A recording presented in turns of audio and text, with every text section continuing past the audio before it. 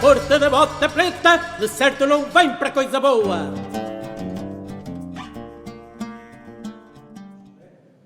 E foi ele que restaurou esta igreja por volta de 1445, sendo ele um dos grandes senhores feudais da era medieval.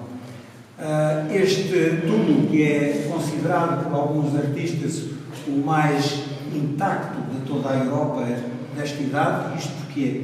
Porque muitos que existem noutras catedrais e noutros santuários já são reconstituições porque foram danificados, ou então, como por exemplo os túmulos de Pedro Inês de Castro estão bastante danificados, não é? Por causa das invasões francesas. Este, por acaso, só sofreu os danos que podemos ver. Os leões de bronze foram levados para a França, estão no museu lá em França. A imagem tem o nariz partido, foi reparado, e a ponta das mãos, porque abriram o sarcófago e, segundo consta, retiraram as relíquias do conde, espalharam-nas por aqui e usaram as tíbias para fazer archotes, os franceses. Mas depois diz-se que os cônegos da colegiada recolheram todas estas relíquias, meteram-nas numa caixinha, numa urna e voltaram a selar aqui dentro. Este magnífico túmulo representa o que este homem era e o que ele aspirava a ser, Duque de Bragança. Preparou tudo para que Ourém fosse a sede da Casa de Bragança. E isto, infelizmente, não veio a suceder porque ele faleceu em vida do seu pai. O seu pai, ao contrário à época, viveu até aos 90 e tal anos, no reino de Bragança. E assim sendo, ele não herdou os títulos e a casa de Bragança, mas o irmão que se tinha sujeitado a uma série de casas que estavam por aí em Vila Viçosa, que mais tarde ele e depois os descendentes transformaram naquele magnífico palácio. Portanto, esta casa, que era para ser sede da Casa de Bragança, que tinha cônegos privados que ele conseguiu do Papa Eugênio IV na bula, para que os cônegos daqui só obedecessem, portanto, ao cônego. Portanto, não tinha diocese, era uma coisa autónoma, inédita para o seu tempo. O magnífico palácio de 5 pisos, que, graças à Câmara Municipal de Ourém, está a ser agora intervencionado e vai ser restaurado. Portanto, tudo isto perdeu o seu glamour e, ao fim de uma geração ou duas, já estava em ruínas. Depois vendida a particulares e por aí fora, e só depois do tempo da República de Pombal é que se começou a recuperar outra vez este património e a integrá-lo novamente no morgadio da Casa de Bragança. Ora bem, este homem, como diz esta cartola que está aqui por detrás de Nossa Senhora das Misericórdias, o que também está simbolizado no Castelo de Porto Mós. O Sr. Eduardo, estivemos há pouco, o ano passado, na inauguração do restauro do Castelo de Porto Mós, onde a Fundação também teve uma intervenção e criou o espaço museológico dedicado precisamente à vida deste homem, porque é aqui e é em Porto Mós que ele deixa as suas marcas, e precisamente esta empresa são 2 gruas de construção, isto porque ele foi um grande construtor, construiu esta igreja, construiu um palácio em 5 pisos, que tem arquitetura também árabe, porque este homem foi em peregrinação até Jerusalém, até precisamente a Belém, e trouxe com ele, de Belém, uma relíquia muito estranha para os nossos dias, que se chama leite da Virgem. Ora, o leite da Virgem é calcário da Gruta do Leite, que era raspada das paredes da gruta e que, por incrível que pareça, misturado no vinho que está envenenado com arsénico, absorve o vinho e fica no fundo do copo e a pessoa sai ilesa dessa tentativa de assassinato com arsénico. Absorve o arsénico no vinho. Desconhecia-se as propriedades desta pedra calcária e então atribuía-se a milagre. Portanto, A ideia era que Nossa Senhora estava a amamentar o menino Jesus quando os soldados de Herodes vieram, e na gruta do leite deixou cair um pingo de leite do seu peito, do seu seio, e a gruta toda se transformou em leite em pó. Portanto, essa era a ideia que está lá retratada num belíssimo quadro na gruta do leite.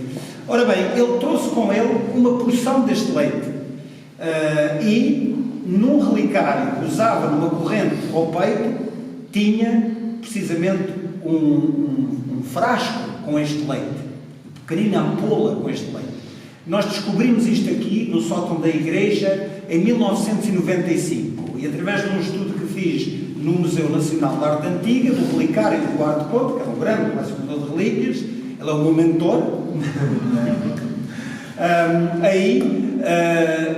recolocamos todas estas relíquias. Foi uma operação que demorou 7 horas e ficamos a saber que as relíquias da coleção do Quarto Conde, o relicário foi construído ao milímetro. Ou seja, as relíquias encaixam na perfeição, portanto não me restam dúvidas que elas pertenciam àquele relicário, e assim sendo, o encaixe daquela ampola que ele usava numa corrente encaixa na perfeição no topo do zimbório deste relicário. O que é que isto faz? Identifica este homem nos painéis de São Vicente. Porque nos painéis de São Vicente está lá um homem no chamado painel dos Cavaleiros, que é o painel da Casa de Bragança, que está o primeiro duque, está o Dom Fernando, e está ele precisamente vestido deste modo, com esta vestimenta, com um barrete físio e com a tal corrente. Portanto, sabemos que ele, portanto, foi um grande homem na sua época. Foi embaixador, representou Portugal em 2 concílios, ou no concílio de Basileia e de Ferrara, que depois se estendeu de um sítio para o outro, e foi onde foi a Colónia venerar as relíquias dos Reis Magos. E é por isso que eu vos trago aqui hoje, porque penso que não está aqui ninguém, penso que tenha ido a Colónia venerar as relíquias dos 3 Reis Magos, penso eu, não? O Luís já foi, muito bem. Temos aqui, pois, está claro, mas pronto, muito pouca gente tem ido venerar, ou sabe sequer, há pessoas que vão lá e não sabem que na Catedral estão lá as relíquias dos 3 Reis. Ora bem, ele trouxe relíquias com ele, que iremos venerar de seguida algumas delas. A maior parte das relíquias do relicário ainda estão aqui no cofre da igreja. Ele está retratado, portanto, desta forma, como eu disse, e houve um estudo que realizamos, o professor Zuckerby realizou um estudo que diz que com 99% de probabilidade este homem é aquele que está retratado nos painéis de São Vicente, e esta imagem serviu, ou outra imagem serviu para a execução de um outro homem.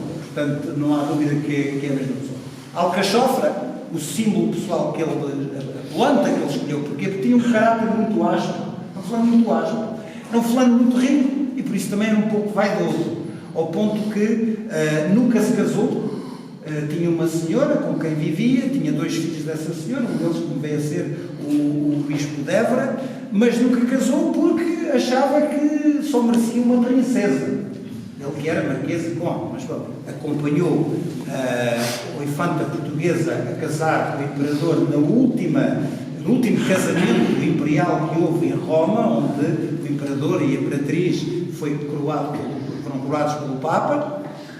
Também levou uma infanta portuguesa, filha de Dom João I, a casar com Filipe o Bom, duque de Borgonha, e a Ordem do Tesão de Ouro, uma das mais insígnias ordens, foi criada para o homenagear. Precisamente porquê? Porque sendo um diplomata, um político bastante inteligente, poupou bastante dinheiro ao seu avô e depois inventou uma história que tinham sido assaltados por piratas a caminho, mas conseguiu salvar a noiva. Portanto, vá lá. O pobre do duque que vivia numa situação penosa, aquilo era muito austero, vivia com a mãe, era tipo assim um bocadinho bruxa, não é? E então, coitadinha da senhora mas então aquilo uma coisa muito penosa, muito, sempre de escuro, sempre tal.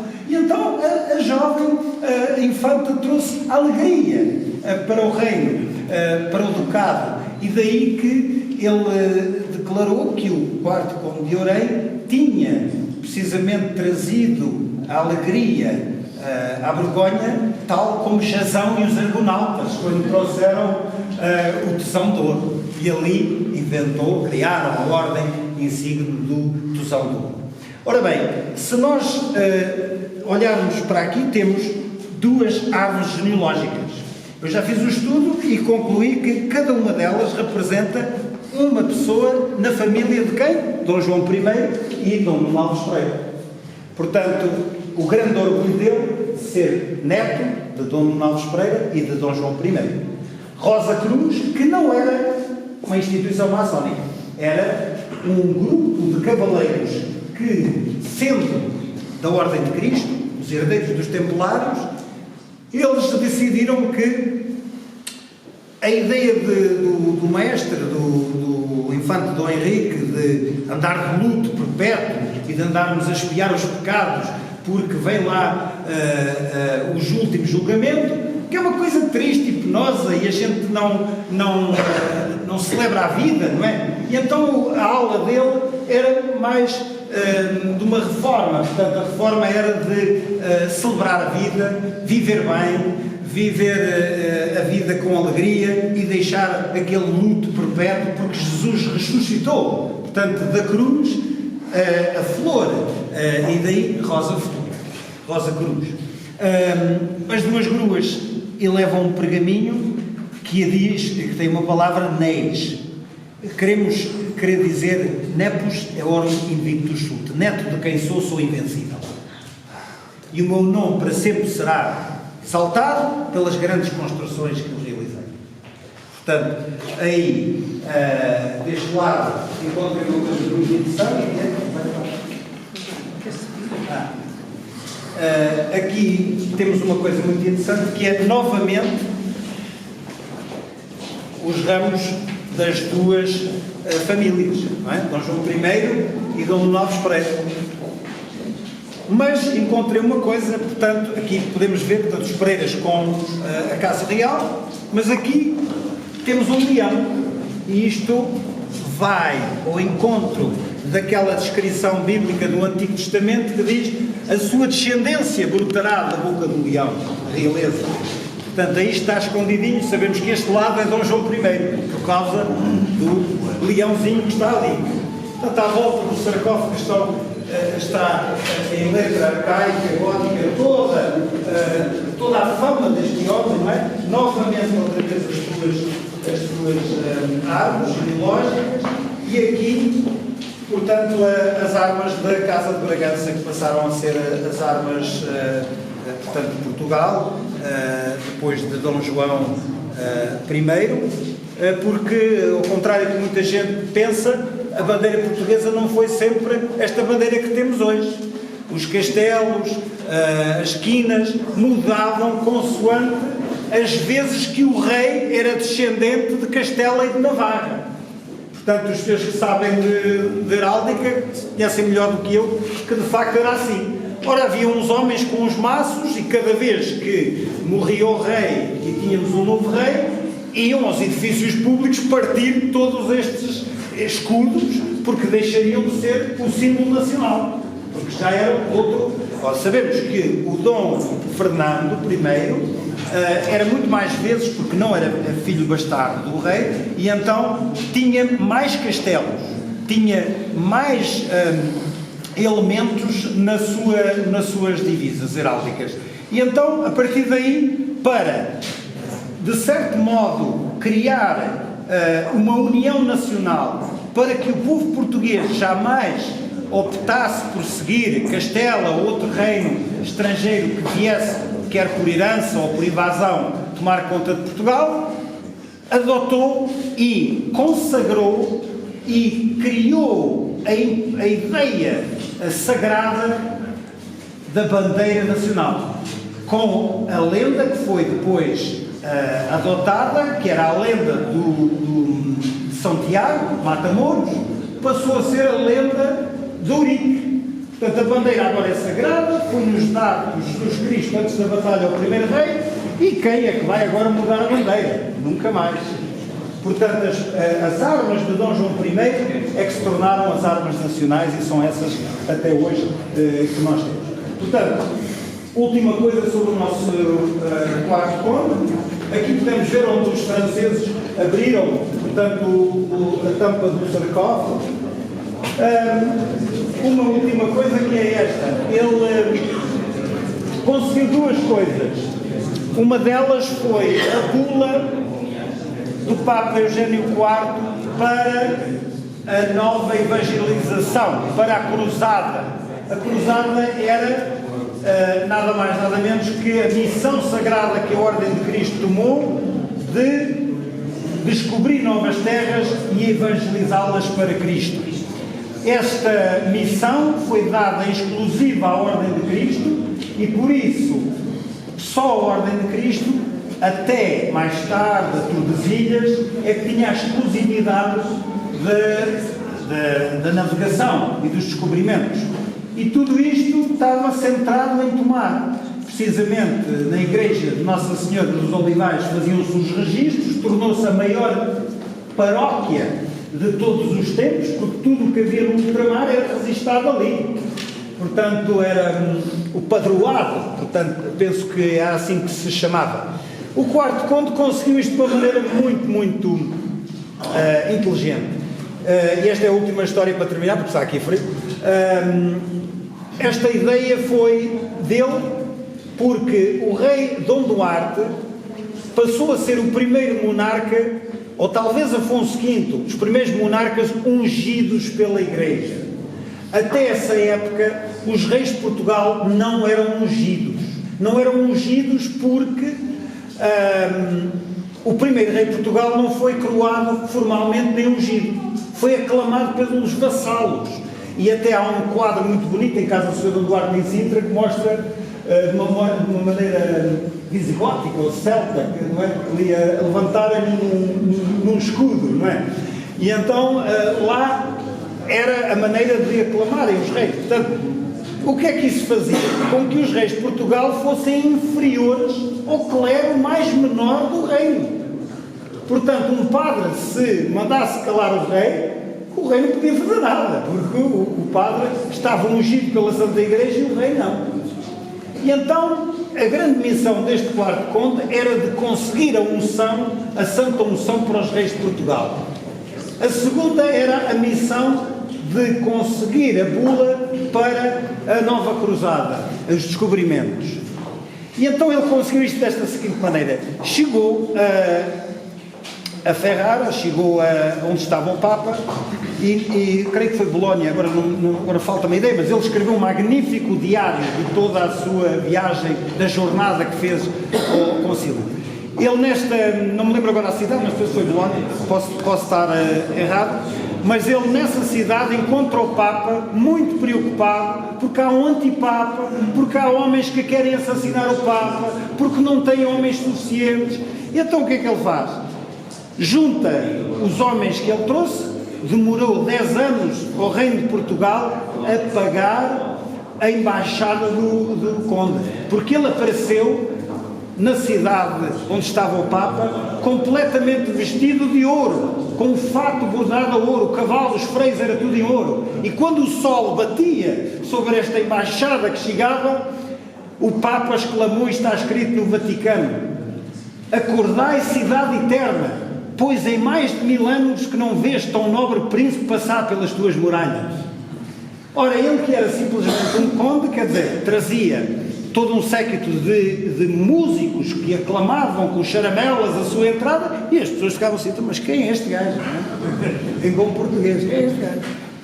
E então ele, entrando lá junto da corte do Papa, relata no seu diário que o Papa, com poucos homens e por aí fora, lá foi se oferecer ao Papa porque havia uma ameaça, segundo ele, de um conde que o iria assassinar nessa noite. E o Papa, muito preocupado, mas o que é que eu vou fazer? Não se preocupe, porque nós vimos de Portugal, trago estes 300 homens e eu vou dormir na vossa antecâmara aqui e eu hei de protegê-lo com o meu próprio corpo.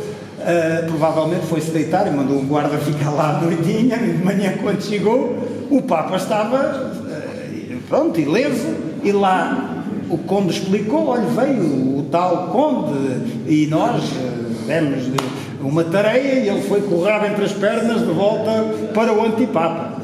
Ora bem, o Papa diz, o que é que eu então posso fazer por si, meu filho? Por mim nada, santidade, mas o meu rei, o meu tio tem este problema assim, porque está inferior ao clero, não pode abençoar o povo, não pode absolver os pecados dos soldados que vão para a guerra no campo de batalha, portanto, não tenha problema nenhum. Santa unção para o rei de Portugal. Então, mas para si? Não, mas para mim eu não quero nada. Só se for para o meu tio, que é o mestre da Ordem de Cristo, não é? Ele quer lá ir evangelizar a África e tal. E ele diz assim, bem, isso é problemático, porque os mouros estão em paz com os europeus. Se vamos lá provocar uma guerra, vai haver derramamento de sangue, isto é melhor reunir aqui o concílio e saber qual é que é a melhor estratégia.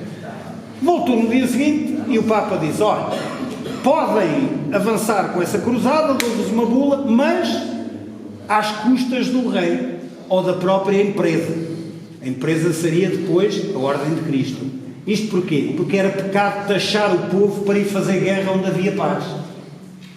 Terceira coisa, ele diz, bem, mas uma coisa para si, eu quero lhe oferecer uma coisa, o senhor foi muito simpático, salvou-me a vida. Então pronto, olha, eu herdei uma terra do meu avô, que é santo, lá num sítio chamado Orei, e aquilo tem lá uns cônegos que estão lá de Santa Cruz, e frades e padres ali a um palmo, e eles taxam o povo e tal. Olha, eu queria libertar-me daqueles padres todos, confiscar aqueles bens todos, destruir aquelas igrejas e fazer uma real e insigne secologiada que será a sede mais tarde de algo de grande e ficar com os bens todos deles. Pode ser? E ele disse que sim. E então ele cá aparece com uma bula e com um exército em 1445 e ponham-se a mexer, que isto agora é tudo nosso. Portanto, arrasou as igrejas todas que haviam aqui, góticas enfim, e construiu esta célebre igreja. Última coisa, nunca casou, como eu disse, à espera sempre de uma princesa que não vinha. E então, à hora da morte, os padres à beira dele a dizer, Marquês, olha, casa aqui com a senhora para legitimar os seus filhos, não é? O senhor tem 2 filhos com ela para legitimar, para que tudo não passe para o seu irmão e tal. E ele olha à volta, não é? A morrer ali na cama, sem as suas vestes de ouro, sem as suas condecorações, e diz assim, mas eu não sou homem de esfera do mundo que me case desta maneira, não é? E foram as últimas palavras deste grande homem. Portanto, o filho ainda intentou depois processos legais contra o avô, contra tudo por aí, mas não lhe valeu de nada e acabou por ser bispo, não é? Acabou por se tornar bispo de Évora e foi um grande bispo de Évora. Portanto, aqui está este grande homem que foi um dos grandes vultos da história, pouco conhecido, não é? Mas de facto que conseguiu uma grande coisa para Portugal, estas alianças, a última coroação de um imperador e uma imperatriz, a Ordem do Tesão de Ouro. Portanto, ele merece certamente todo o nosso respeito e penso que Deus perdoa as suas falhas e por todos os méritos do bem que fez por muitos e particularmente pelas judiarias. Ele era senhor das judiarias. Vamos então relembrá-lo aqui com uma oração neste dia de Reis. Então, Pai nosso que estais no céu, santificado seja o vosso nome, venha a nós o vosso reino, seja feita a vossa vontade, assim na terra como no céu. O pão nosso de cada dia nos dai hoje, perdoai-nos as nossas ofensas, assim como nós perdoamos a quem nos tem ofendido. E não nos deixeis cair em tentação, mas livrai-nos do mal. Dai-nos, Senhor, o eterno descanso. Dai-nos, Senhor, o eterno descanso. Dá-lhe, Senhor, o eterno descanso. Precisamente à época do casamento de Catarina de Bragança, a Índia Catarina de Bragança, a Inglaterra, trouxe esse costume para Portugal. Mas também podemos dizer que São Pedro é consorte, não está no giro, e então a coroa dele não está separada. Nem está em cima, não está no chão, e ele traz o número do quarto. A rainha sim está sobre o seu manto de luto e tem o cetro ao lado. Esta senhora que traz esta cartola, que aponta para o quarto do Rei Marquês de Valença, é nada mais nada menos do que a infanta que criou precisamente a Escola de Belas Artes do Instituto no Brasil.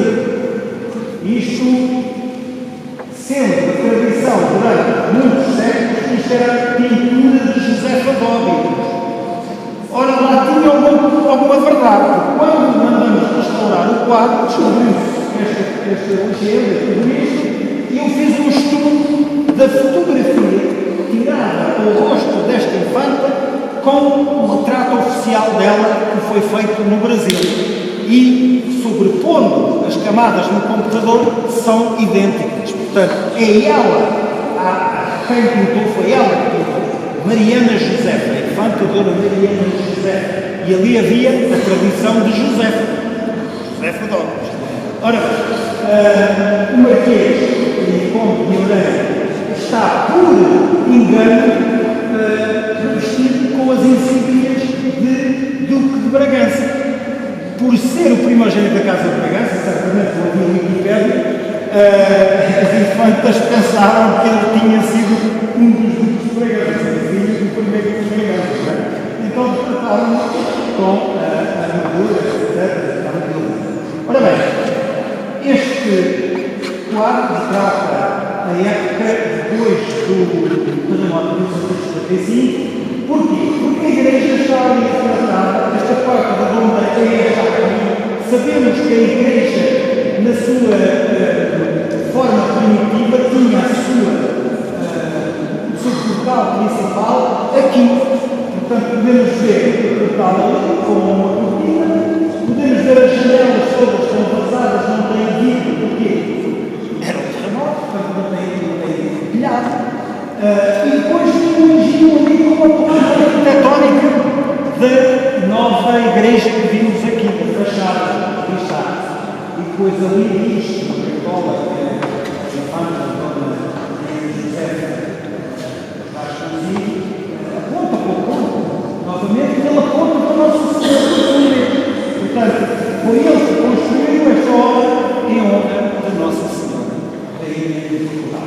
Ora, é uma das poucas igrejas de Portugal que é real e insigne, titulado no tempo do Cavalo de 1955, e com este varandim real, onde a família real assistia, portanto, à Santa Missa.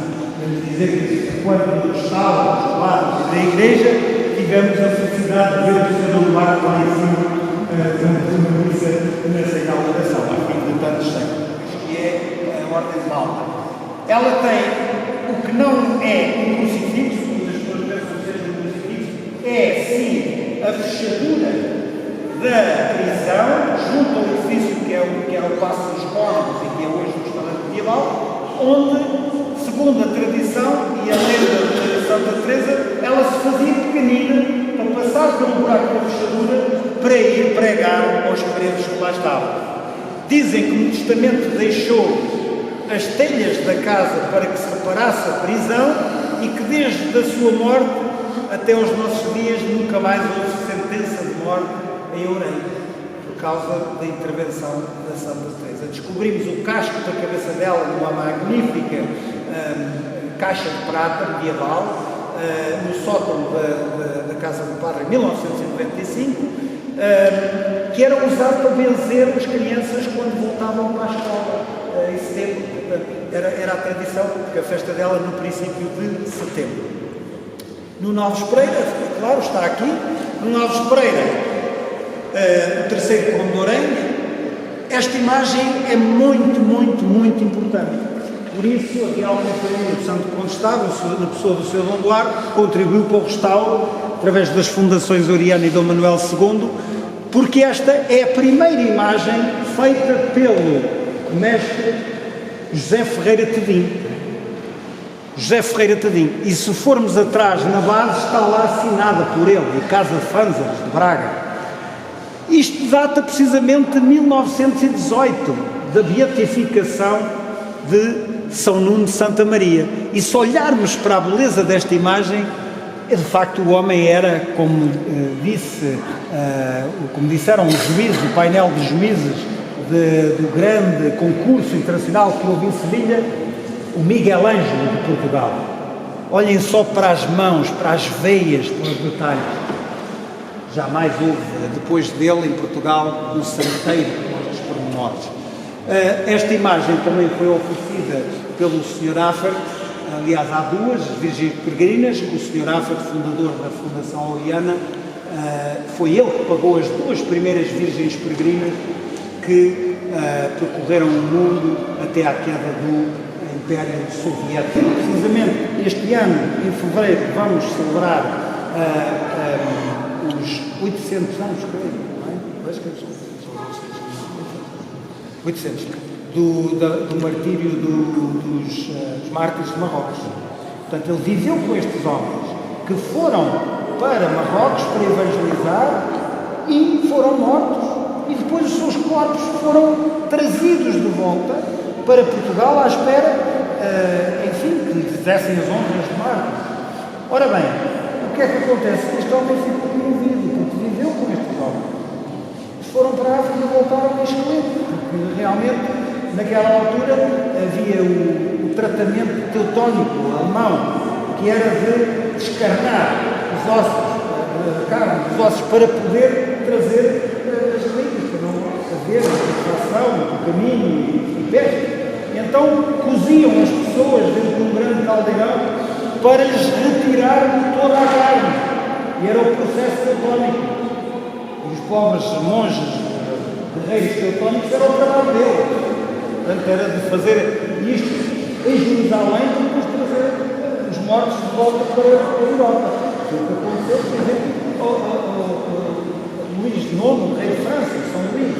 São Luís, aliás, tem um túmulo da Terra Santa que tem tudo o que estava no corpo dele, menos os ossos, porque enterraram aquilo tudo lá, fizeram uma sepultura. As entranhas, a cabeça, a pele, e aquilo está tudo lá. E depois os ossos é que vieram para França. Ora bem, aqui era a mesma situação. E este homem viu estes mares, viu os ossos, quer dizer, aqui estão pessoas e passaram uns dias já são ossos. E ele quis isso para ele. Ele quis ser humano. E então, rapidamente, tornou-se franciscano, foi para a África com o intuito de converter os mouros, não converter ninguém, porque ninguém também quis matar. E então, muito deprimido, lá pega ele um avião, no barco, e volta para Portugal, mas há uma tempestade. E a tempestade tira o barco fora da rota e vai parar a Sicília, onde estavam, em Itália, no primeiro capítulo geral da Ordem dos Franciscanos, ou o fundador de São Francisco. E ele aí mostra-se um grande pregador, realmente contra a heresia, que é logo imediatamente nomeado pregador da Ordem. E, durante escassos anos, depois ainda viveu, morrendo de salvo de exaustão, conseguiu converter, e os imensos milagres que operou, foi tudo em poucos anos, porque a maior parte da vida viveu aqui em Portugal uma vida pacata e desconhecida. Ora bem, aqui para dizer que era o tesouro da coleção de relíquias do Quarto Conde. Era aqui que estavam todas as relíquias da colegiada. Isto foi tudo destruído, com o terremoto de 1955, as invasões francesas e por além, então só temos aqui esta lembrança. Temos, portanto, o Santíssimo, como já falei, e depois temos aqui um Senhor dos Passos. Este Senhor dos Passos, que é bastante gigantesco, por acaso fui numa altura visitar o nosso chanceler Marcelo de Moraes a Lisboa, que vivia ao pé de um cabeleireiro, e aproveitei e levei a cabeleira para arranjar, há muitos anos. Nunca mais me lembro dessa, mas esqueço dessa situação, que foi no cabeleireiro ao lado da casa do nosso chanceler Marcelo de Moraes, que foi restaurada a cabeleira do Senhor dos Passos. Esse Senhor dos Passos era para ter ido para Lisboa, para a célebre Irmandade dos Passos. O que é que acontece? Houve um engano na fábrica, e a mais pequenina, que tinha sido encomendada para Orém, foi para lá, e a outra veio para cá. E então nunca mais ninguém reclamou, e ela e foi graças a esta imagem que conseguimos, daquele nicho ali, graças a esta imagem que depois das lutas liberais, quando foi decretada a extinção e a destruição de Orém, vila, e a criação de Vila Nova de Orém, que o povo daqui, juntamente com alguns ex-militares, legistas, músicos, formaram a primeira banda filarmónica, não é? Que é hoje a Sociedade Filarmónica Oriense, e com o Senhor dos Passos conseguiram trazer as pessoas para aqui, fazendo na Semana Santa, realizando na Semana Santa e no Sexta-feira Santa, os passos, que ainda hoje é emblemático, não é? Aqui em Portugal, os passos de Orém, que agora é feito ao vivo, não é? E foi esta imagem que, juntamente com esses músicos do Exército, que formaram este grupinho que conseguiu atrair as pessoas aqui, porque lá embaixo não tinha banda, e o Senhor dos Passos era mais pequeno, e então conseguiram trazer novamente aqui vida a este espaço. Portanto, olha, termino por aqui a minha lição. Depois vamos ter um teste mais tarde.